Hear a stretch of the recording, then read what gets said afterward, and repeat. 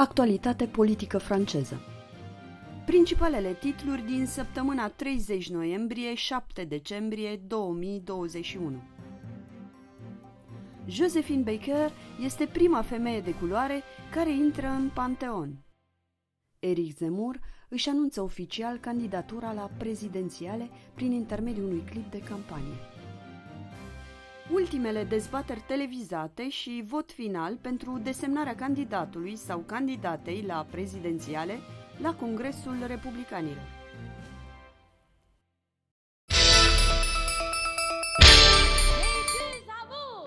Joséphine Baker avea două iubiri, dar mai ales o poveste de viață formidabilă. Je faisais de la résistance parce que j'avais qu'une seule chose en tête, c'est-à-dire de aider la France. Elle en sera récompensée et médaillée. Et ces médailles, elle les remportera jusqu'à Washington pour suivre Martin Luther King dans sa lutte pour le droit des Noirs. Cette lutte contre le racisme, c'est du côté de la Dordogne qu'elle la poursuivra, avec tendresse. Une famille d'enfants adoptés, des orphelins, venus des quatre coins du monde. Et à côté de Jean-Claude, qui est... Brahim, oui. Il vient d'où? D'Algérie. 50 ans plus tard, Brahim se souvient de cette éducation particulière. Là, elle me donne le biberon. Il est le 7e de la fratrie des 12 enfants de Joséphine Baker, qu'elle appelait sa tribu arc-en-ciel.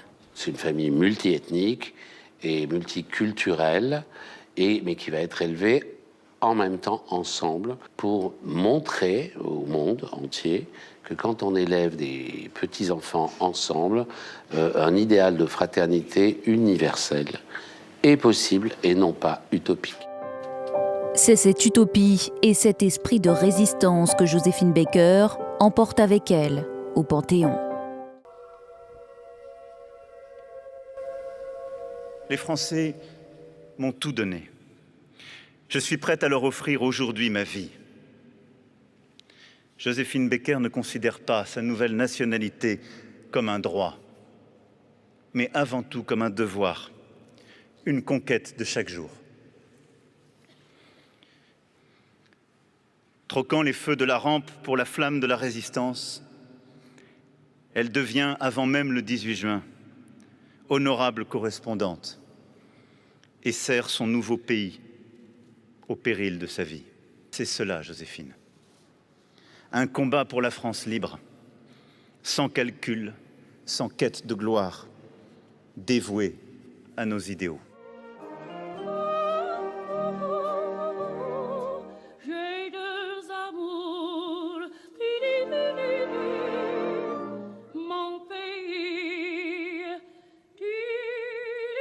Il faut donc rappeler que la dépouille de Joséphine Baker, elle restera au cimetière marin de Monaco, aux côtés de son époux, Jo Bouillon. C'est ainsi que l'ont décidé ses enfants.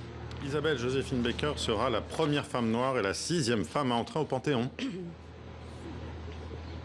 Alors Marion, on va faire le calcul. Si on reste au rythme adopté depuis quelques années, au rythme d'une femme panthéonisée tous les 3 ans, sur 75 hommes, il faudra attendre 225 ans pour réduire ce colossal déséquilibre. Il faudra donc se rendre en l'année 2246, si mes calculs sont bons. Alors vous le savez, des militantes féministes rassemblées dans un collectif rassemblant une 50aine d'associations militent pour qu'il y ait plus de femmes au Panthéon. Quelle sera la prochaine? Sur la liste des candidates, il y avait celle de Gisèle Halimi, l'avocate du droit à l'avortement.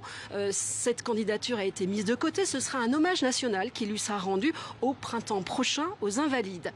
D'autres noms sinon circulent. Il pourrait y avoir Olympe de Gouges, cette grande personnalité de la Révolution française, première féministe qui a écrit la première déclaration des droits des femmes, ou encore Louise Michel, personnalité s'il en est de la Commune de Paris, ou encore une autre résistante, Lucie Aubrac, ou alors pourquoi pas, tiens, avec un prénom masculin, ça pourrait peut-être aider, Georges Sand.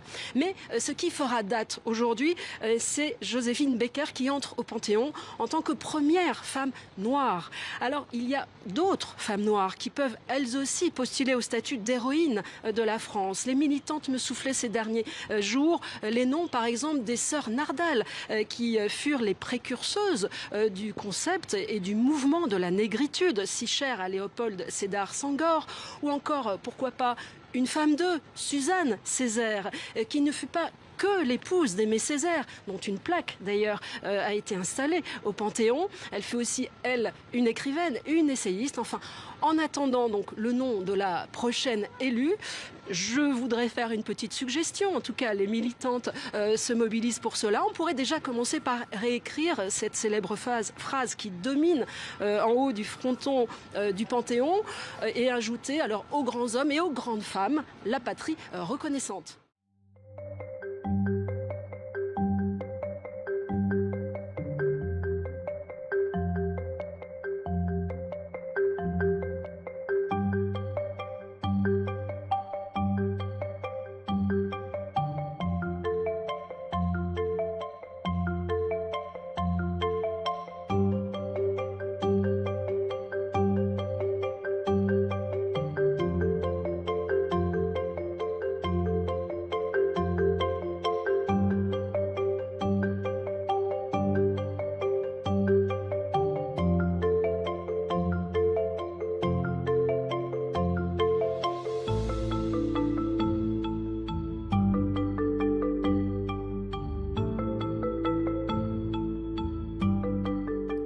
Panteonul și la ce servește.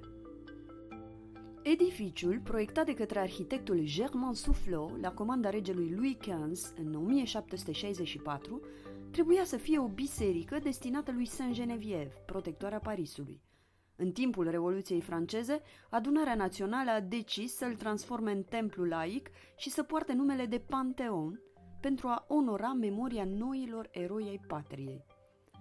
Panteonul trebuia să devină echivalentul republican al Bazilicii Saint-Denis, locul în care sunt înmormântați regii Franței.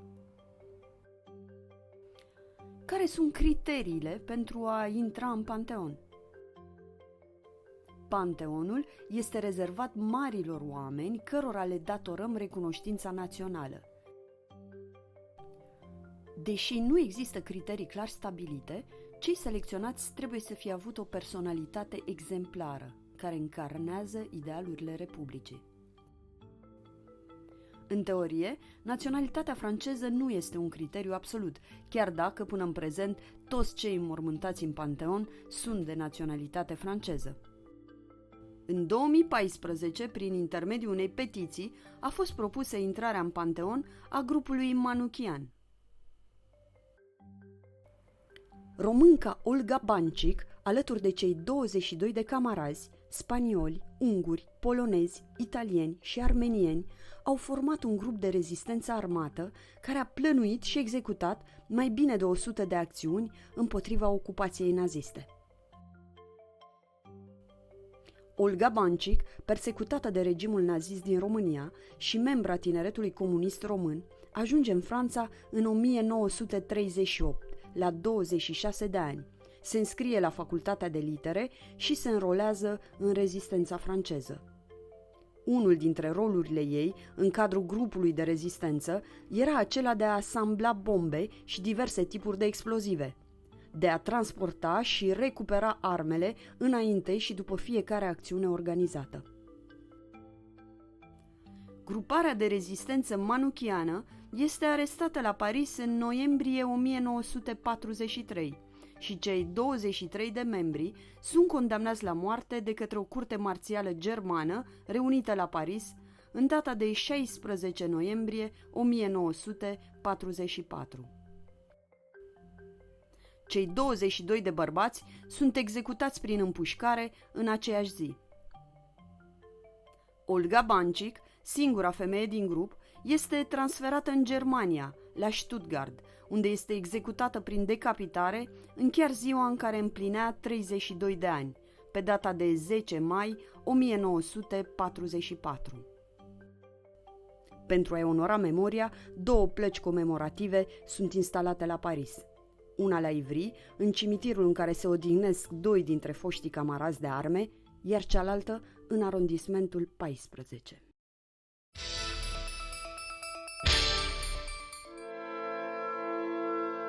Mes chers compatriotes, Depuis des années, un même sentiment vous étreint, vous oppresse, vous hante. Un sentiment étrange et pénétrant de dépossession. Vous marchez dans les rues de vos villes et vous ne le reconnaissez pas. Vous regardez vos écrans et on vous parle une langue étrange et pour tout dire étrangère. Vous jetez un œil et une oreille aux affiches publicitaires, aux séries télévisées, aux matchs de football, aux films de cinéma, aux spectacles, aux chansons et aux livres scolaires de vos enfants. Vous prenez des métros et vous prenez des trains, vous vous rendez dans des gares et dans des aéroports, vous attendez votre fille ou votre fils à la sortie de l'école, vous accompagnez votre mère aux urgences de l'hôpital, vous faites la queue à la poste ou à l'agence pour l'emploi, vous patientez dans un commissariat ou dans un tribunal et vous avez l'impression de ne plus être dans le pays que vous connaissez. Cine este Eric Zemmour? Polemist, scriitor, eseist, cronicar și recent politician. Eric Zemmour, în vârstă de 63 de ani, are în spate o carieră de jurnalist. 13 ani la Figaro, 6 ani cronicar de radio la RTL și 3 ani prezentator al unui talk show politic la CNews. Cunoscut de platourile de televiziune, Zemmour are obsesii identitare și replici sulfuroase. Ieșirile sale provocatoare despre islam, despre imigrație sau despre istoria Franței l-au antrenat în numai puțin de 15 proceduri judiciare și 2 condamnări pentru incitare la ură rasială. Ils sont voleurs, ils sont assassins, ils sont violeurs, c'est tout ce qu'ils sont. Je pense qu'il faut leur donner le choix entre l'islam et la France. La plupart des trafiquants sont noirs et arabes. Donc c'est comme ça, c'est un fait.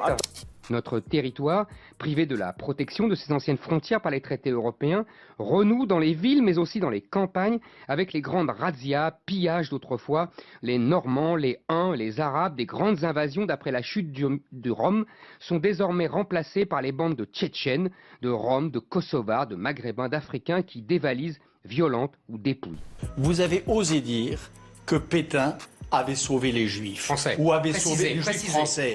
C'est une monstruosité. C'est du révisionnisme. C'est encore une fois le réel. Non, le réel, c'est que Pétain a été plus royaliste que le roi. Il a édicté des décrets en octobre 40 que l'Allemagne ne lui a pas demandé. Et tous nos problèmes aggravés par l'immigration sont aggravés par l'islam. Aujourd'hui, nous vivons une inversion démographique qui entraîne une inversion des courants migratoires, qui entraîne une inversion de la colonisation. Ça, je m'appelle Absat, moi. Eh ben, votre mère a eu tort. Ah bon? Ma mère a eu tort. Elle a eu tort? Vous Ah oui. voudriez qu'elle m'appelle Marie ou des prénoms qui ne lui inspirent absolument rien? Absolument. Non, mais vous c'est exactement ce que je veux. C'est exactement ce que vous voudriez donc que je m'appelle comment? Corinne, ça vous irait très bien. Je trouve que ce que vous venez de dire n'est pas une insulte à mon égard, c'est une insulte à la France. C'est votre prénom qui est une insulte à la France. Autor a 15 volume, Zemmour și-a început deja campania electorală în septembrie, prin lansarea ultimei sale cărți, Franța nu și-a spus ultimul cuvânt. J'y décris aussi, enfin, le drame que vit la France et la manière dont je considère qu'on peut en sortir. C'est un peu une autobiographie politique. După un fals suspans, candidez, nu știu, poate, vom vedea, și-a anunțat în sfârșit candidatura pe 30 noiembrie, prin intermediul unui clip difuzat în direct pe canalul său YouTube și redifuzat de mai multe canale de televiziune. Cu toate astea, anunțul oficial nu este sinonim cu înscrierea lui legală în cursa prezidențială. Zemmour nu a reușit însă să strângă cele 500 de semnături de la primari repartizați pe tot teritoriul francez, semnături necesare pentru a-și valida candidatura. Într-un interviu recent, mărturisea că pentru moment are între 250 și 300 de semnături. O altă problemă este lipsa banilor de campanie pe care speră să-i obțină din vânzarea ultimei cărți și din donații de la simpatizanți.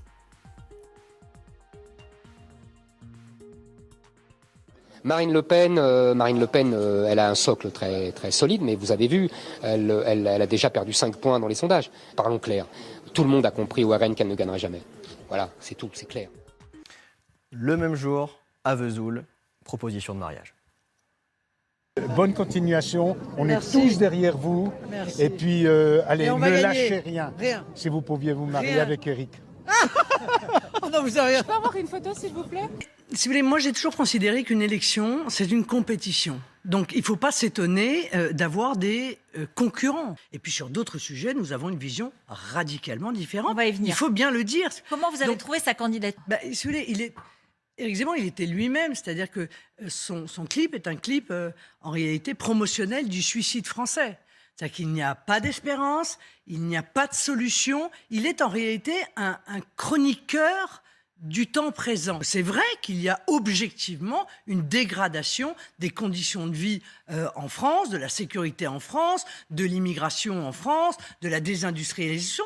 Tout ça est vrai, c'est une description qui est exacte. Mais le politique, il n'est pas là pour ça. Le politique, il est là pour concevoir le monde de demain. Et pour changer cela, mais encore faut-il promettre de le changer, donner des solutions. Alors justement, et je ne vois pas de solution, moi, dans le clip d'Éric Zemmour. Et il se plaint aujourd'hui, quelques heures après avoir annoncé sa candidature, qu'on le ramène à ses provocations et à ses propos choquants. Non mais bienvenue en politique, quoi, pardon, mais il dit j'ai fait ma mue, mais il ne comprend pas qu'à partir du moment où il est un responsable politique, bien entendu, il est responsable de la philosophie qu'il porte. Parfois, vous cherchez à nous mettre en difficulté. Ça s'appelle la politique. C'est désagréable quand on le vit, mais si je puis me permettre, c'est hélas la règle du jeu. La politique n'est pas un long fleuve tranquille.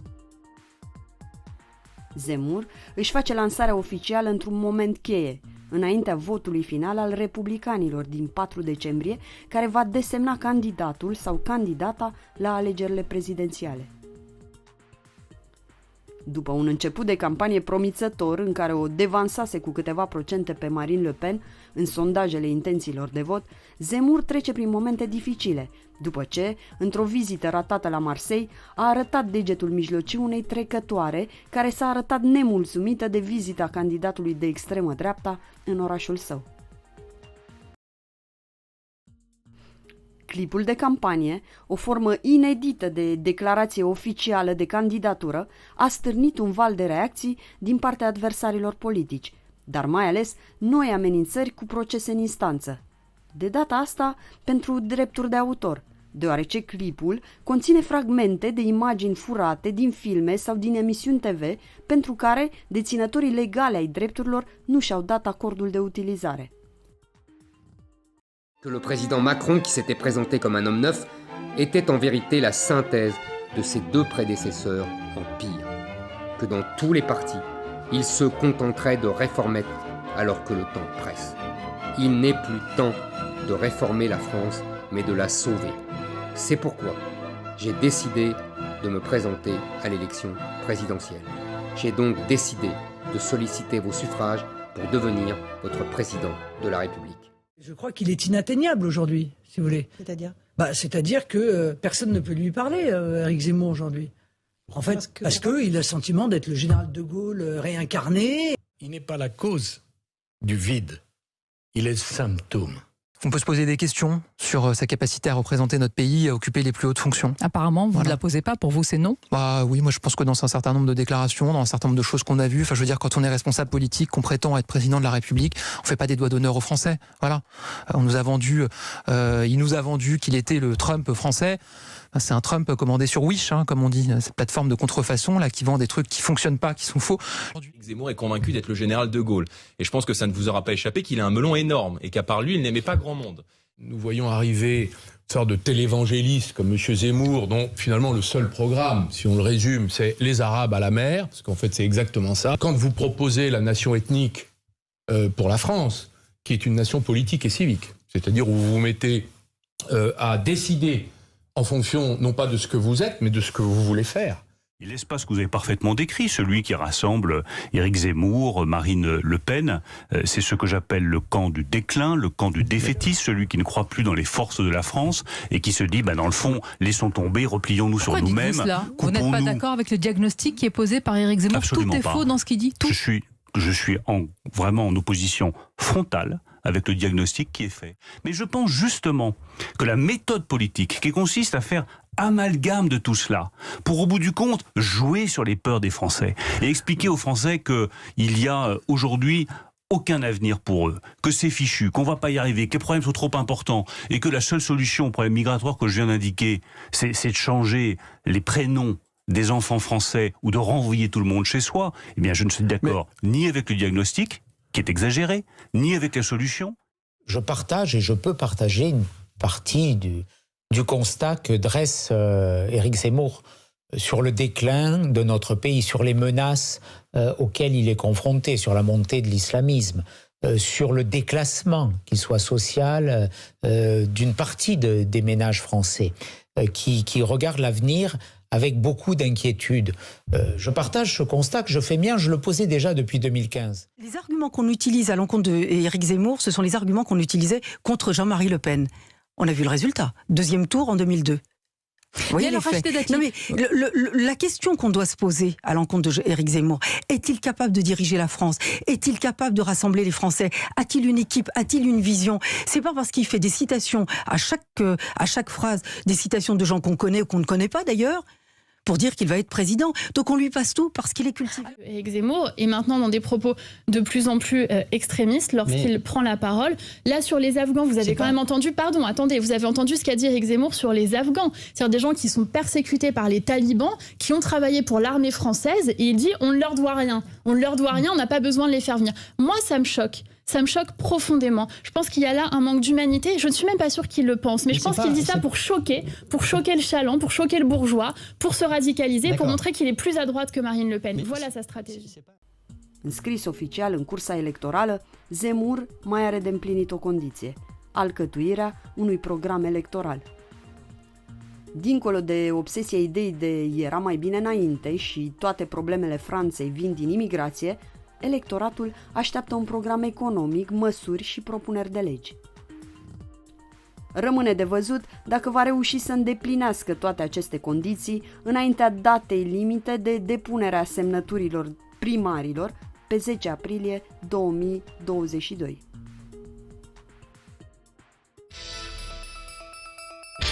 Alors, voilà les résultats.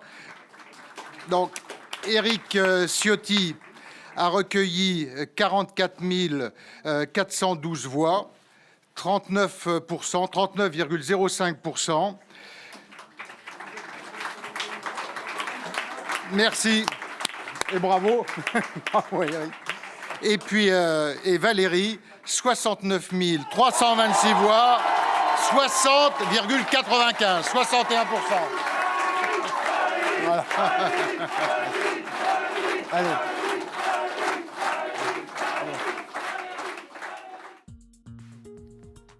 Cinci candidați, 4 dezbateri televizate, 2 finaliști, Valérie Pécresse este prima femeie din istoria dreptei franceze desemnată în cursa la prezidențiale. În cele 3 întâlniri televizate, prima pe 8 noiembrie, cea de-a doua pe 14 și ultima în 21 noiembrie, cei 5 candidați, care au obținut fiecare susținerea a 250 de primari pentru a se putea califica la primarele LR, au răspuns întrebărilor jurnaliștilor pe subiectele de predilecție ale dreptei franceze: securitate, imigrație, economie. Cu câteva diferențe de opinie, republicanii au vrut să transmită o imagine de unitate, fidel principiilor dreptei și de solidaritate în interiorul familiei politice. Indiferent de rezultat, au decis să se ralieze în spatele celui sau celei care va câștiga susținerea majorității. LR vrea să se poziționeze ca o a treia forță viabilă în fața scenariilor care acum câteva luni dădeau ca finaliști ai prezidențialelor pe Macron și Marine Le Pen. Sub presiunea procentelor ridicate din sondaje ale noului intrat în maratonul prezidențialelor, Zemmour, candidații LR și-au dreptizat încă și mai mult discursul, de teamă că o parte din electoratul dezamăgit să nu se ralieze extremei drepte, încarnată de Zemmour.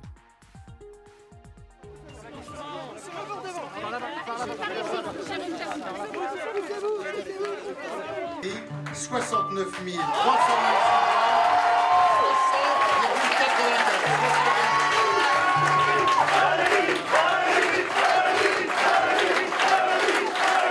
la première fois de son histoire, le parti du général de Gaulle, de Georges Pompidou, de Jacques Chirac, de Nicolas Sarkozy, notre famille politique va se doter d'une candidate à l'élection.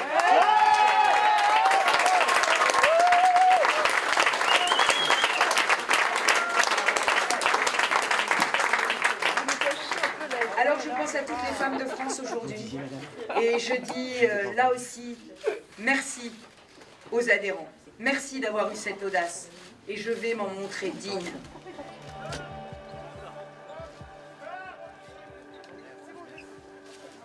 Je crois que les adhérents ont pu constater à la fois la force de mon projet, mais aussi la force de ma détermination.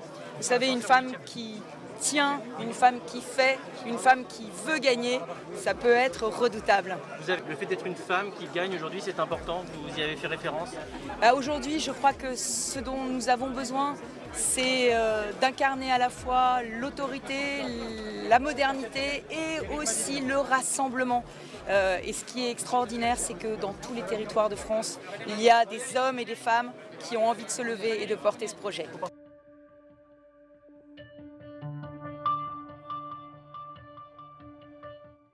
Oui, je pense que c'est une chance, un honneur, c'est aussi un signe de modernité pour notre famille politique et notre parti. Je pense que c'est un atout et ça va être un atout dans cette campagne électorale. J'ai vu moi-même quand j'ai fait beaucoup de déplacements dans la fédération qu'il y avait beaucoup de femmes d'ailleurs qui ont voté pour Valérie Pécresse parce qu'ils avaient aussi envie de ce changement-là. Tant mieux, c'est une bonne nouvelle je pense aujourd'hui pour la droite qu'elle soit notre candidate. C'est pas un parti de macho finalement LR. Mais non, vous voyez finalement, on est parfois on est un peu de mauvaise foi de temps en temps. La vérité c'est qu'on est capable de mettre une femme numéro 1 chez nous dans un congrès réservé aux adhérents et aux militants.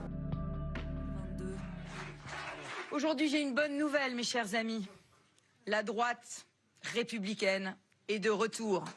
La droite des convictions, la droite des solutions. Elle est unie et elle part au combat avec une volonté implacable parce que la France ne peut plus se permettre d'attendre. Valérie Pécresse ou la victoire d'une femme. La première à représenter la droite à une élection présidentielle. Une candidate qui coche toutes les cases. HEC d'abord, puis l'ENA, où elle s'oppose avec ses camarades au projet de déménagement de l'institution à Strasbourg. Tout ce que vous direz ce soir? Oui, je voudrais dormir. Son entrée officielle en politique, elle la fera 10 ans plus tard, en 2002, en tant que députée des Yvelines. Et déjà, elle a son idée sur la place des femmes à droite. À droite, on a beaucoup besoin de modèles de femmes qui réussissent en politique.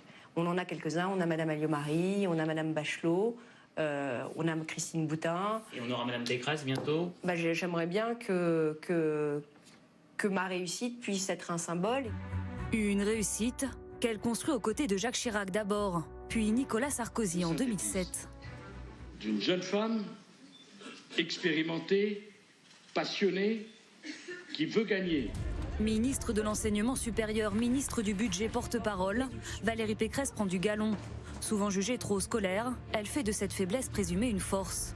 En 2015, elle fait basculer à droite la région Île-de-France. C'est presque une leçon de vie, hein. J'ai échoué, je me suis relevée, j'ai travaillé et à la fin, au bout, il y a eu le succès. Un succès plus difficile à concrétiser au sein de sa famille politique. Les relations se tendent avec Laurent Wauquiez, président des Républicains, partisan d'une ligne dure. Après la débâcle des Européennes en juin 2019, Valérie Pécresse claque la porte. J'ai décidé de quitter les Républicains parce que j'ai acquis la conviction que la refondation de la droite ne pourra pas se faire à l'intérieur et qu'elle doit se faire à l'extérieur du parti. L'extérieur, ce sera le mouvement libre, plus proche du centre, qu'elle a fondé 2 ans auparavant. Une scission qu'elle tente de faire oublier depuis son entrée en campagne cet été. Valérie Pécresse. En reprenant sa carte au parti d'abord et en se pliant aux règles du Congrès. Moi, je jouerai toujours collectif. J'accepterai la règle du jeu qui sera fixée. Mais très vite, ses détracteurs la ciblent. Trop bourgeoise, trop parisienne, la candidate contre-attaque en multipliant les déplacements. Ça, c'est de l'échalote, Madame la Présidente. Hein. Dans sa course au Congrès, un atout de taille. Son directeur de campagne, Patrick Stefanini, ancien homme de l'ombre de Jacques Chirac et François Fillon. Sur le fond, le discours se durcit. Celle qui se revendique comme 2 tiers Merkel, 1 tiers Thatcher, axe ses réunions publiques sur l'immigration et la sécurité. Mes amis, il faudra aussi remettre de l'ordre dans la rue. Parce qu'aujourd'hui, nous sommes en crise d'autorité. Nous sommes en crise d'autorité. Toutes les figures d'autorité dans notre pays sont bafouées. Tour de vis aussi sur le plan économique, avec des mesures détaillées méticuleusement, débat après débat. La réforme des retraites jusqu'à 65 ans, la dégressivité des allocations au chômage pour toutes les personnes qui gagnent plus de 2 000 € et qui ont moins de 50 ans, la débureaucratisation massive sur le pouvoir d'achat, la suppression de 200 000 postes de fonctionnaires. Ça, c'est les économies. Oui, mais vous me demandez comment je les paye. Oui. Voilà, mais non, mais c'est important, la crédibilité d'un programme. Un programme et surtout une ambition, battre Emmanuel Macron. Mais avant cela, un double défi attend la candidate de la droite. Fédérer les centristes partis vers le président de la République et les partisans d'une ligne plus ferme incarnée par Éric Ciotti. Vă mulțumesc că ați urmărit această primă ediție a actualității politice franceze. Această emisiune, pe care mi-o doresc hebdomaderă, este o documentare subiectivă a activității politice din Hexagon, reflectată în media franceză. Dacă v-a plăcut și v-am trezit interesul, nu uitați să vă abonați la pagina Facebook și canalul YouTube și să le recomandați prietenilor. Dacă vreți să mă susțineți pentru a avea acces la mai mult conținut, la articole plătite din presa franceză și o mai bună producție tehnică a emisiunii, puteți contribui prin Tipeee. Vă doresc o săptămână bună tuturor, sunt Sanda Weber, la revedere!